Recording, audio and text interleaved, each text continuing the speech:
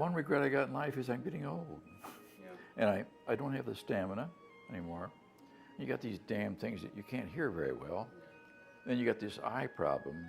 You say to yourself, holy cow. So you just got to get graceful. Okay. When you think of the word wisdom, what do you think of? Oh, I think that you get a little bit of wisdom every time you fail, because you fail a lot in life. Just think if you were a baseball player and a 300 hitter, that means you only hit 3 times out of 10. If you're a salesman, you make calls, you make calls, you make calls, and you never hit 8 out of 10 or 7 out of 10. It's usually down 3, 4, and 5. And you got to accept that. And you can't brood about your things. You got to, I did this wrong, or what did I do right? And I used to really, if I got a real good order and things like that, I always tried to dissect that, always dissect your successes and forget about your failures, because pal, you'll give up if you aren't careful. You mean? So you just got to hang in there and keep pressing the buttons. You know. Have you gotten smarter as you gotten older? I know more things that don't work. Yeah. You know, and you know, lots of technology today is moving so fast, and I'm astonished. Did you ever in your wildest dreams ever think that a company like General Motors would end up the way it has? Where the people, bondholders, put money in there. You only bought bonds because you knew you were the first guy in line in case of bankruptcy.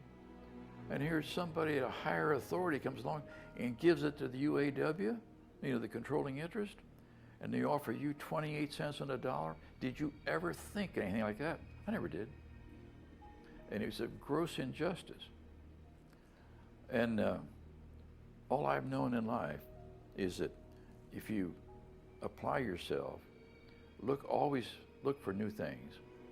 I used to try to walk in. I had one salesman one time. I was a national sales manager for a while in the company.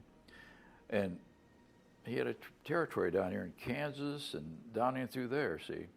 So we were down there, and evening came, and lots of times you'd stop in some little dinky town and you'd eat a dinner, and then you'd go to your room and, you know, you'd have a book with something like that. Now this guy, he would go to a grocery store or hardware store and walk through there and look for things to sell and new products. His name was Tuck Livingston. He lived in St. Louis. And that guy really influenced me, because it's how you think. The world's not going to come to you. You got to make the things happen. And if you haven't got the balls to get up there and go out there and look, you're not going to get it. Sometimes salespeople have been kind of vilified. And Yes. Tell me the importance of the salesman's American dream. I think that thing about, what was that, Willie Loman, what was that? Death of a salesman. What? Death Of a Salesman. I think that was the worst thing for America that I ever knew of for years, and still feel it was a terrible injustice, because a lot of people started looking down on salespeople. Well, let me say one thing to you. You get a building full of machinery sitting there with no orders, and Mr. You got a problem. The people who work for you got a problem, because there's no cash flow, nothing will be divided up. And a hell of a lot of people in Washington are making decisions these days have never had that kind of outlook. Community organizers, what is that? I mean, these are guys that hung out with radicals and things like that. And you think they're worrying about the American people? No. They think that I'm supposed to work hard all my life and then give money to these guys who've been sitting around their duff and watching television at night. That's not right, period. And I think that if there's a Scrooge in our land, that's it, as far as I'm concerned. You got to. Advice to your grandkids. I'm sorry. Advice to your grandkids. There's no free lunch. And there's a lot expected of you. You've been lucky.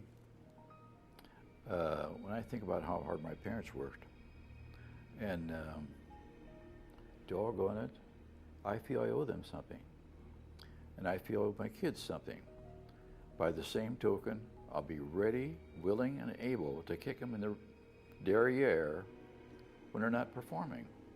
And I'm sorry, but that's just the way, because when I look around the world and traveling a little bit like I have, everybody in the world wants to be here in America because they see movies and things like that, and they know that the land of opportunity is America.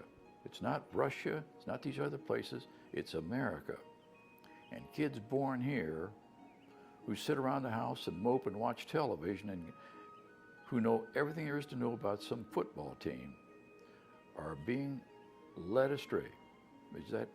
That really sounds radical, but I'm telling you, when we have a world economy, our United States is not going to be what it used to be. Because everything is being, it seems we're going out of the way to dumb down our population. And it bothers me. Because, of course, with the next year in November, it's going to be a very, very important election. Because if this crowd doesn't get voted out, they're going to so damage our country, very basically, that they're going to take the idea of motivation away from it. And I see it as just a major, frightful thing.